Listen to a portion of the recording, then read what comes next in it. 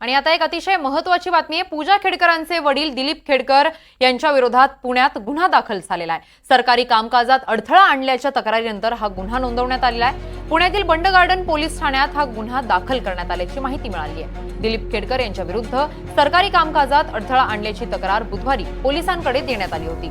पूजा खेडकर पुणे जिल्हाधिकारी कार्यालयात प्रशिक्षणार्थी IAS अधिकारी म्हणून कार्यरत होत्या। दिलीप खेडकरांनी जिल्हाधिकारी कार्यालयात पूजाला स्वतंत्र केबिन द्यावं यासाठी जिल्हाधिकारी कार्यालयातील अधिकाऱ्यांवर दबाव आणला होता। त्यामुळे त्यांच्यावरती आता गुन्हा दाखल झालेला आहे। पूजा खेडकरांचे वडील दिलीप खेडकर यांच्या विरोधात पुण्यामध्ये गुन्हा दाखल झालेला आहे। त्यांच्या अडचणीत आता पुन्हा एकदा वाढ झाल्याचं पाहायला मिळत आहे। सरकारी कामकाजात अडथळा आणल्याच्या तक्रारीनंतर दिलीप खेडकरांवर गुन्हा दाखल झालेला आहे। पुण्यातील बंड गार्डन पोलीस ठाण्यात हा गुन्हा नोंदवला आहे। दिलीप खेडकर यांच्या विरुद्ध सरकारी कामकाजात अडथळा आणल्याची तक्रार करण्यात आली होती। त्या तक्रारीवरूनच बुधवारी पोलिसांकडे ही तक्रार दिल्यानंतर गुन्हा नोंदवण्यात आलेला आहे।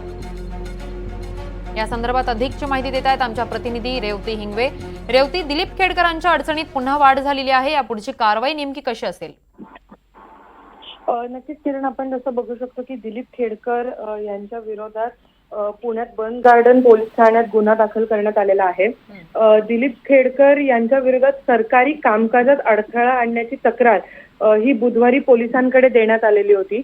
ज्या प्रशिक्षणार्थी अधिकारी पूजा खेडकर पुण्यात पोस्टिंगला होत्या तेव्हा त्यांनी बऱ्याचशा मागण्या केल्या की सेपरेट केबिन किंवा चेंबर हे का नाही देण्यात आलं, किंवा जे स्पेशल ट्रीटमेंट असते ती का नाही देण्यात आली, असं आरेरावीच्या भाषेत त्यांनी भाष्य केल्यामुळे आणि सरकारी कामात अडथळा आणल्यामुळे दिलीप खेडकर यांच्या विरोधात पुण्यातल्या बंड गार्डन पोलीस ठाण्यात गुन्हा दाखल करण्यात आलेला आहे।